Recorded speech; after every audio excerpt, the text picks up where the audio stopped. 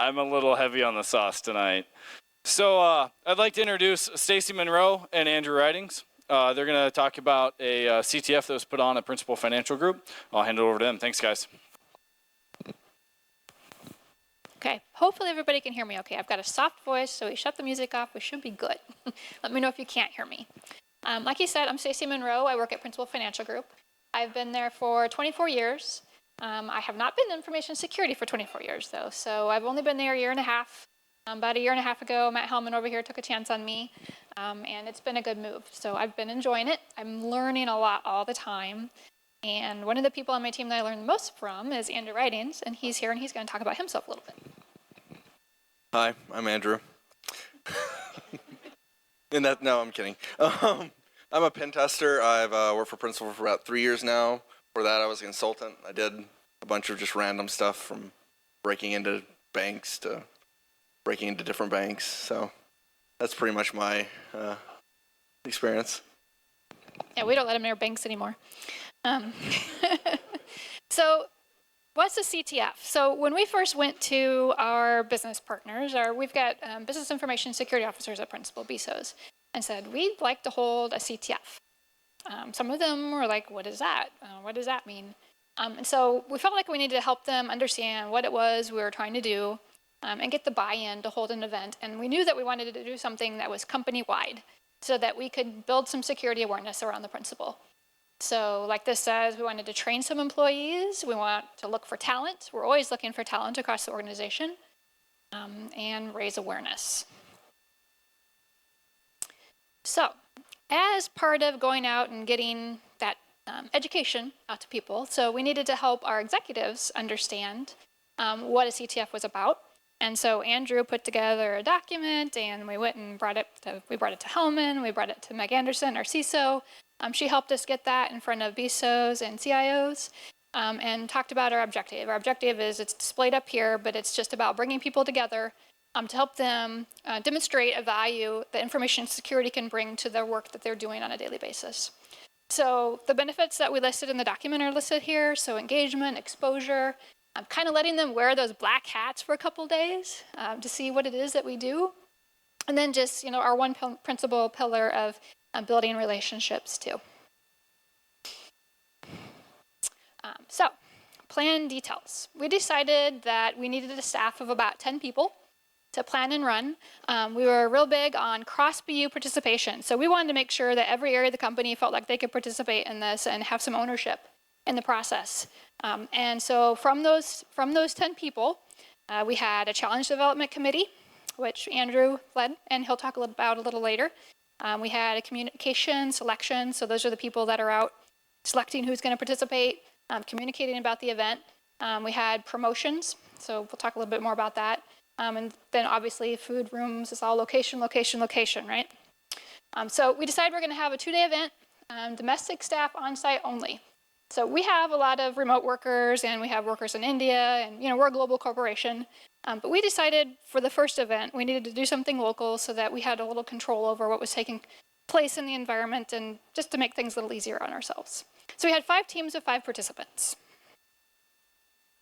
For challenge development, theme was a Jeopardy-style event. And like I said, Andrew's going to cover some details on that here a little later. And then at a high level, we leveraged an open source CTF kit called CTFD. Some of you may have seen it. It's been used in some of your CTFs I know that were listed up there earlier. Andrew's team, they actually developed all of the challenges, 36 in total. And a lot of the people on my team participated in that challenge development, and it was probably the most time-consuming part of putting the event together. From a communication selection, corporate communications, that included CIOs, the BISOs, security community people. We've got different security groups that sit in our business areas that help us with security matters.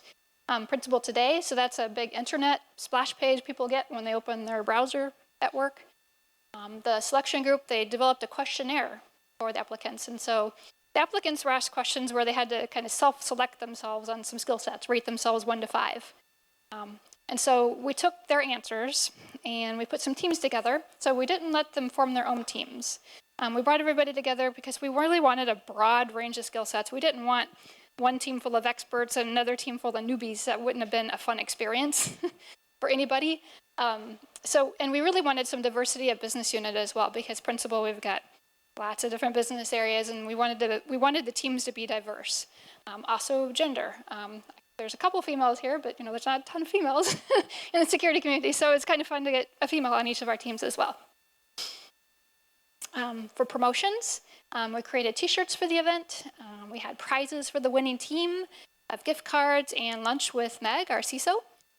We ordered some PFG water bottles for participants with CTF on it and their names. And we also promoted the event on Principal TV for the final winners on announcement day. For food, we set up a space for the event to take place so everybody can be in one spot. We had a set start time, start finish time each day. The server itself was shut down overnight, so they cannot go home and work on it. We wanted it to be very much in the room. Of course, they could think about it, but we also provided all the foods. The breakfast and lunch was provided. We had a lock sports station, so I'll show some pictures of that later too. We had a welcome table for people stopping by if they wanted to get some information or ask some questions. And then we made sure that all of our event staff had their calendar scheduled on hand for the event to answer questions, food, logistics, etc. And Andrew's going to talk about the specifics. I'm going to go blind up here. Okay. So we chose to use CTFD. It's a pretty easy, simple solution to set up. It was written in Python. A lot of people on our team know Python, so if for some reason we need to change anything, we could probably get by doing it. Hit the Jeopardy style thing that we needed. It looked somewhat professional, looked kind of nice. We didn't want to have a bunch of high-level people come in and have something that looked like a third grader do it. So we decided that was a pretty good one. And it was super easy, stupid easy to install, manage, just kind of click, type a few commands, and boom, it was done. So I have a link up there in case anyone's interested. It's just stupid easy and really nice to download. So you're probably thinking, why in the hell did we try all of our own challenges when there's all these other CTF challenges that have been made for years and years and years? And one of the main reasons why is we wanted to kind of tie it to what people may have seen around Principal. So as a pen tester, a lot of things that we do kind of sometimes get news and heard around. So for example, I broke some clocks. And I was able to make these clocks display any message I want. And that was really fun. The conversation with HR was not as fun, but that was really fun. So we wanted to try to tie some of those things in there and really get people to understand, like, hey, these are things that actually tie into things we found. These are real vulnerabilities. And we also wanted to have a kind of a balance for the people coming in. Unfortunately, we didn't really know exactly who was going to be coming in. So we wanted to make sure it was fun for everyone and not just super, super technical. So here's kind of how we divided the questions. We try to think of how long should someone take for level 1, someone take for level 2, 3, 4, 5, 6. We're thinking that in this chart, 3 people could probably work on a level 100 question at a time, take 15 minutes. 3 people could probably be working on a level 200 question, probably 3 in parallel. So, but as it gets down to the harder questions, the whole group is probably going to be focusing on one hard question, or at least maybe 1 or 2, 2 sections.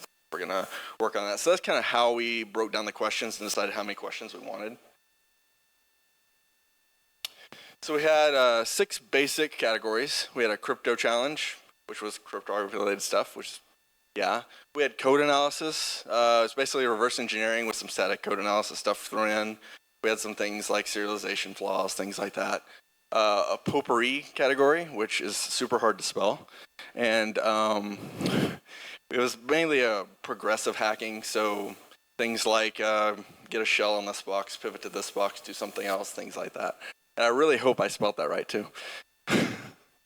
In the news, that was basically things that happen in the news, security incidents. We wanted to have something for people who weren't maybe as technical, but they could still have something to do. And so we didn't want to, have too many technical things. Web, just standard web vulnerabilities, nothing too special there. And recon, we basically ended up stalking someone online. We created a fake persona named Rufus McDoyle, and then they had to stalk him using various methods. So one of the reasons we chose crypto is because it's hard and not a lot of people understand it. A lot of people think that encoding is basically encryption, which is not.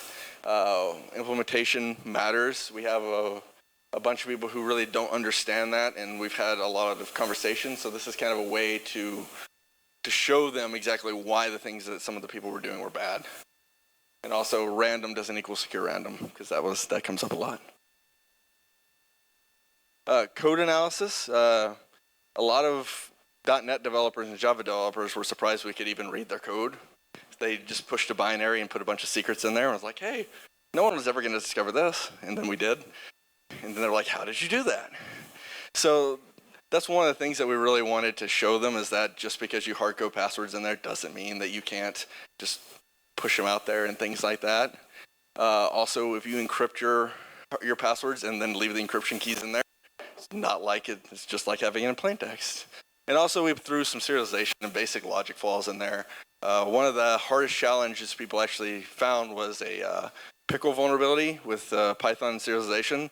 Took them forever. So I was kind of mean, but what I did was I had a little bit of an auth logic in there, and so kind of as a red herring. Oh yeah, look at this, because I figure people will be like, oh, pickle. Google that, and then when you Google it in big red letters and a big red box, it says, never use this. This is serialization. And then you Google, and then there's the first thing. So in my mind, hey, no one, this is going to take them 5 minutes. It was the only one I think that they didn't solve. So we threw a little bit in there too, because of all the serialization and Java stuff we've seen.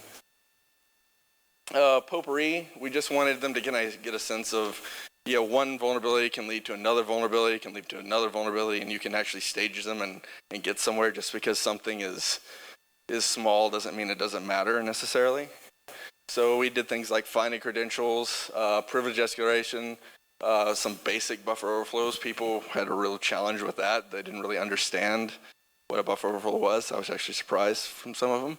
And then we also had some fake password cracking. We didn't actually want them to try to crack passwords, so we built like a fake web form that they could submit the passwords and it would crack them for them. Hey, that actually moves.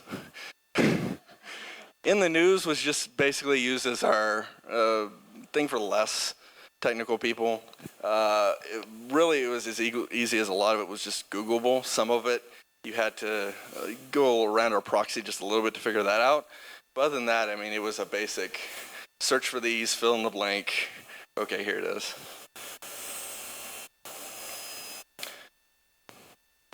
Our web challenges were just run-of-the-mill web challenges. A lot of our stuff is web, so we wanted to make sure that we threw some of those things that they'd be seeing all the time in there.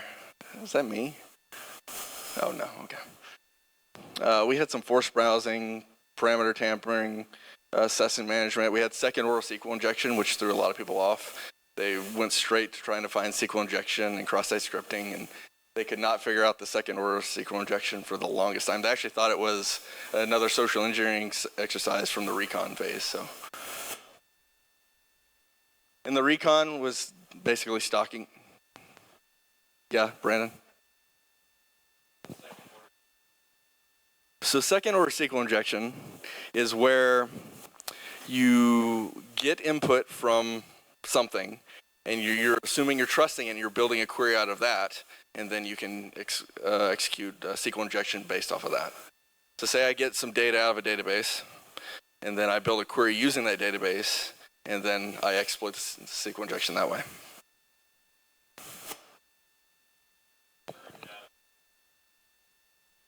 Yeah. And so the recon challenges were just basically, using personal information for common security questions, linking online accounts. I think we had some data and pictures that they had to get coordinates from and find out where our guy Rufus was at certain times, and then building a profile of him and kind of guessing passwords and figuring out what his passwords are going to be. And so I can show some examples here.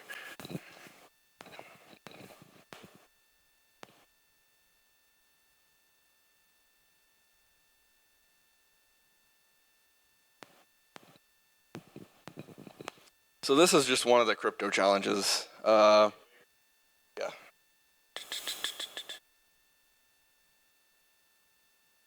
Can you guys see that? Okay. So this was based off of a clock that shall go unnamed.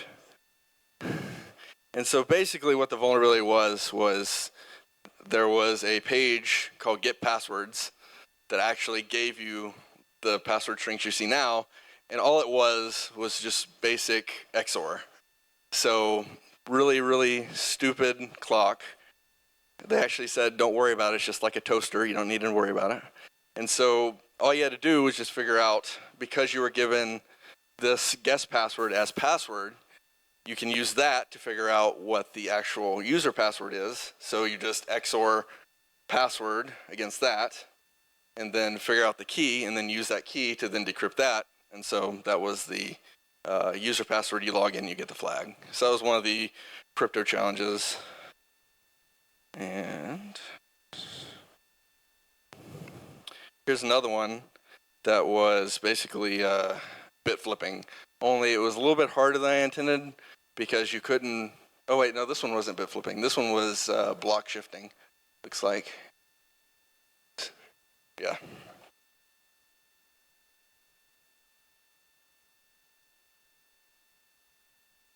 So this one was just basic ECB block shifting. You just had to move one block to the other to make the ID equal to 001, and you became root, and then you got the flag.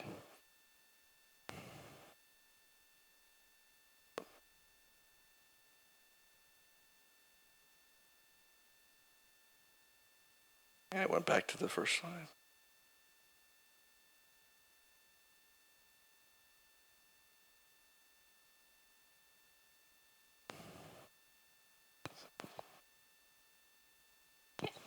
So this takes us to kind of the end result, and I was going to share some pictures we took at the event. On our T-shirts, we decided we were going to put kind of a hidden challenge, and so we had base 64 encoded text. It was one long sentence that was divided into 4 pieces. Nobody ever figured it out. Nobody even tried. It was interesting. We thought, oh, you know, some people wonder why there's text on the back of some of our T-shirts and nobody else's. Didn't. Anyway. Don't try that part, I guess. Oh, goodness, I can't even remember. Something, no idea. just something about the CTF being fun or something. It was something really simple. You know, no, it wasn't part of the points from the challenge, but if we'd gotten somebody, we talked about giving them something extra. But yeah, nobody ever got it. So this just shows some more pictures. We had, the day of the actual event, it was 2 days, we had a lot of high-level executives stop by, which was really great to show support for the event. This guy over here is Gary Schulten. He's the CIO of the company. We got Doug Fick, the CTO of the company, down here picking locks. And he was really good at it, which is scary. This is Meg Anderson, our CISO. So she was there. She stopped in a couple times. She also did the final presentation to the winners. I think they had just as much fun with it as we did. We had some other visitors, so that's a couple of our BSOs. We even had our principal from the year before. He'd been our intern for a couple of summers at Iowa State. He came down to visit and check it out for the day. We thought it was kind of fun. And this just shows some teams that were working. This is the winning team over here that won too. I'll let Andrew talk about the challenge development lessons learned a little bit. So this is kind of the graph of the solves of all the questions as time went on. It was basically 2 days. You can see at the very beginning of the graph how many questions were being solved right away, which actually worried us a lot because we were afraid that everyone's going to solve everything and then everyone would be really bored. So that made me panic a lot, seeing all that stuff. But then luckily, I guess, everyone hit kind of like a roadblock and slowed down a lot. But something that was actually great about it was it kept them interested. And so even though they were really hard, they actually all got together in a group and actually started working together. And they never actually kind of got fried or anything like that. They actually really enjoyed it. So that was something that was really nice. And here's graph of all the questions that were solved. For example, only I think one person solved this Web 600 question. We actually did a pretty good job of pacing our questions. Most of the questions from 100 to 500 were solved. The 600 ones, not so much, and if there was a 600 one solved, usually the 500 one didn't get solved. So that was actually a really good pacing. We did something called rubber banding, I believe is the term, too, where if one team was kind of behind, we gave them a little bit more hints to kind of keep them up. Everyone actually finished within, or the top three at least, finished within answering one question to win. So it was like a neck and neck race, which also helped a lot with people being interested and not wanting to give up. Yeah, I would say it was interesting. The second day of the event, we kicked it off, and it wasn't supposed to start until 9, I think. And there were people there as early as 7:30. Even though we didn't have it turned on, they were sitting there talking already about what they were going to do. So I mean, we had a really high level of engagement in the event. So we had a survey afterwards. That's, because every good event has a survey, right?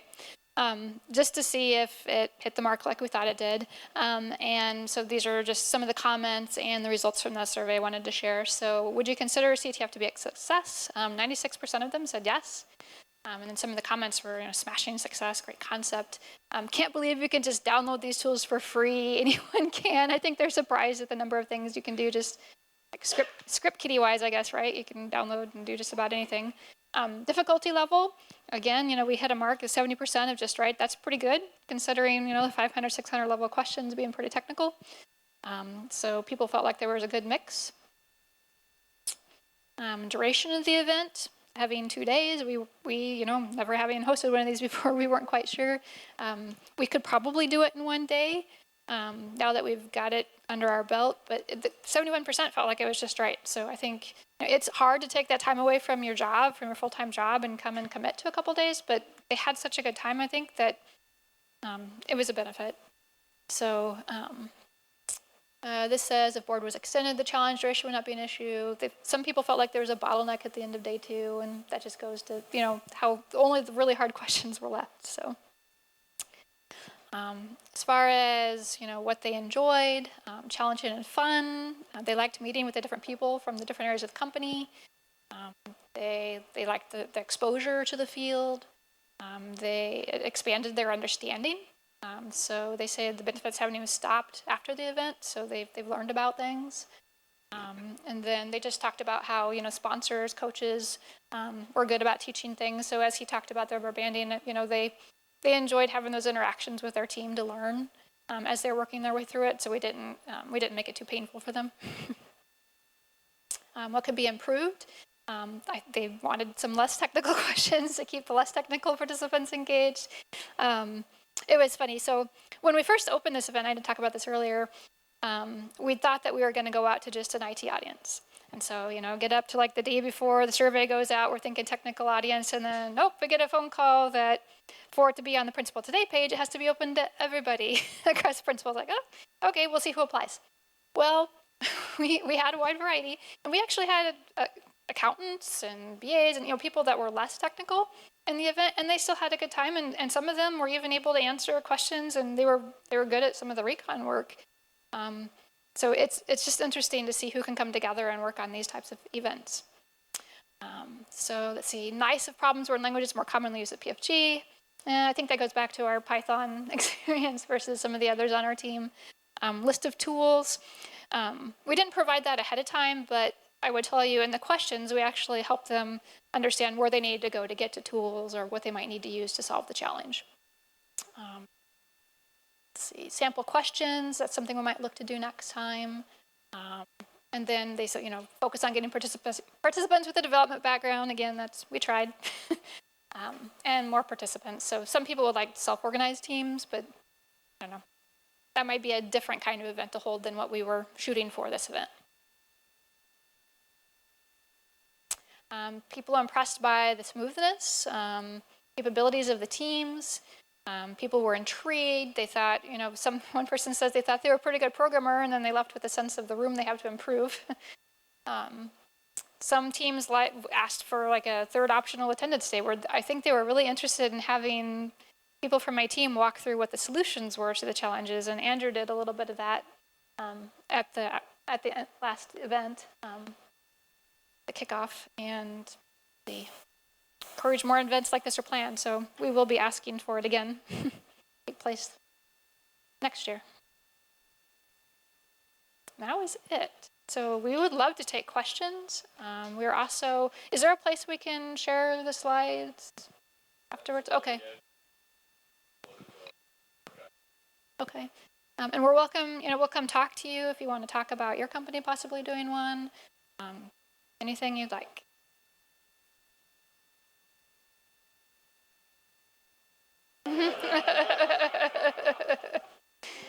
I don't know about that. Yes.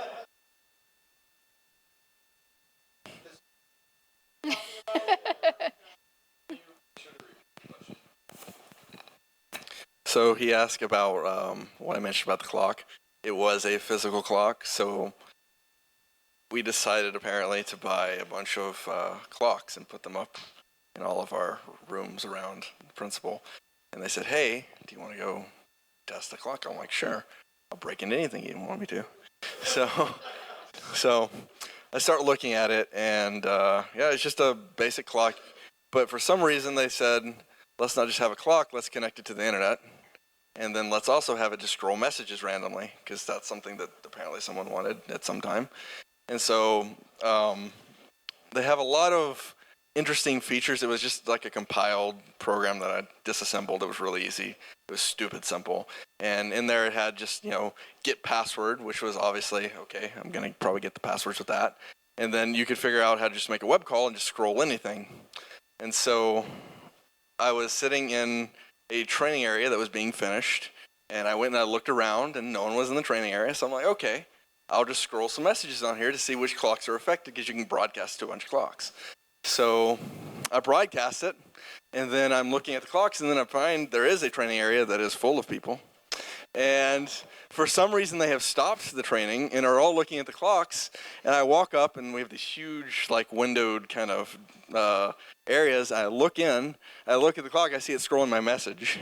And then they all look at me, and I'm like, hi. And then I just walk away, because I'm like, I'm not even going to touch this one. Really? So, since the number 6666 is not a valid time, I put I see you 66666, which actually scrolled to just be I see you 666, which really freaked out some people. And again, it was really fun at the beginning, but the talk with HR was not as fun. So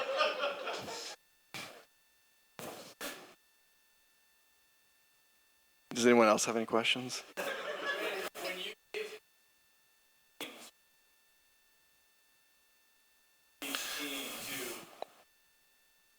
So Brandon asked about how we gave hints and if we just gave generic hints or kind of work with the team. We generally work with the team, because depending on where they are, the generic hints wouldn't really help them necessarily. A lot of people asked for a hint system actually afterwards, and we thought about that, but we didn't think it'd work as well, because we would just kind of sit down with them and say, okay, what have you tried? Okay, have you tried this? Have you tried this? And why do you think this might work? Why do you think this doesn't work? Because ultimately it was a competition, but it was also a learning activity. So we kind of saw where they were, tried to talk to them to see where they were having trouble, and try to push them in the right direction.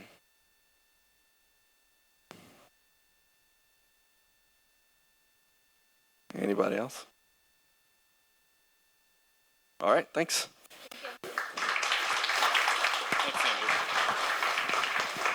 Sweet. So thank you, Andrew and Stacy. And before you guys leave, we actually have a small gift to present to all of our speakers. So unlike many conferences in which we make our presenters take shots, if you guys want a shot, let me know. But we actually give some t-shirts. So if I could have, there we go.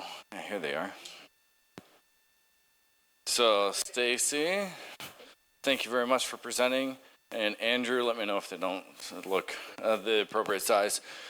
So we'll take a small break, and then we'll introduce our next speaker, Jordan Lloyd. Thank you.